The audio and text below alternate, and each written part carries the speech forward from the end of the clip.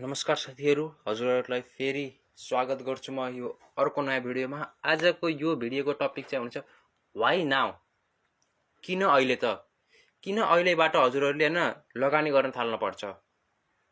यो भिडियो चाहिँ एकदम specially for youngsters, mid 20s, early 20s है। Listen carefully. सपोज एउटा राम भन्ने व्यक्ति छ, त्यससँग एभरेज फाइनान्शियल नलेज छ।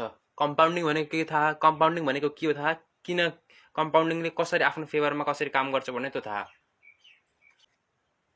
अनि राम भन्ने व्यक्तिले के गर्छ भने सिम्पल, हरेक महिना 5000 रुपैयाँ मात्र, हरेक महिना 5000 रुपैयाँ मात्र नेपालको स्टक मार्केटमा न कुनै सेयर किन्छ। हरेक महिना 5000 रुपैयाँ मात्र, एभ्री मन्थ 5000 रुपैयाँ मात्र कुनै स्टक किन्छ, कुनै इन्डेक्स फन्ड भन्ने अझै नेपालमा त्यस्तो कन्सेप्ट त आएको छैन, तर एउटा बस इक्जाम्पल इन्डेक्स फन्डको साथै म्युचुअल फन्ड पनि हुन्छ है। म्युचुअल फन्डमा नि डिटो इन्डेक्स फन्ड जस्तै हुन्छ है म्युचुअल फन्ड पनि। त्यही कुनै म्युचुअल फन्डमा हैन हरेक महिना 5000 रुपैयाँ मात्र 40 वर्षको लागि हाल्छ है। त्यसलाई आफूले रिटायर हुँदासम्मको लागि हैन, 20 वर्षको छ अहिले भनेपछि अझै 40 वर्षमा त रिटायर हुन्छ हैन, त्यसतेरसम्मको लागि मात्र नि हैन 5000 हरेक महिना। सिम्पल 5000 धेरै ठुलो कुरो पनि हैन, 5000 रुपैयाँ मात्र हाल्छ। आउनुहोस् त रिटायर हुने बेला हैन त्यसको कर्पस भनेको रिटायरमेन्ट एमाउन्ट कति हुन्छ त हेरौ है।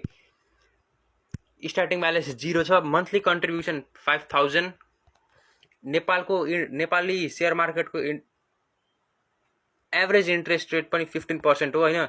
Duration 40 years. ल हेरौँ है त, एकचोटि कमेन्ट गरिदिनु होला, अहिले हजुरको गेस हुन्छ नि, एकचोटि कमेन्ट गरिदिनु होला है कति हुन्छ भनेर। आउनुहोस् हेरौ कति हुन्छ अब। Oh my god, seriously. ल हेर्नुहोस् त, यसको at the end of 40 years look at that corpus amount, it's 10 crore 67,45,418 rupees. सिर्फ 5000 रुपये महीना, सिर्फ 5000 रुपये महीना। एक महीना पार्टी नगरौला, डोमिनोजको पिज्जा नखाउला, यता नखाउला उता, 5 महिना 5000 रुपये सेभ गर्न केही ठुलो कुरो होइन है, केही पनि ठुलो कुरो होइन। एउटा सानो एक्सपेन्सेस पनि आजकल 5000 रुपैयाँको हुन्छ। यसो केही बाहिर जान पर्यो 5000 रुपये उत्तिखेर खर्च हुन्छ।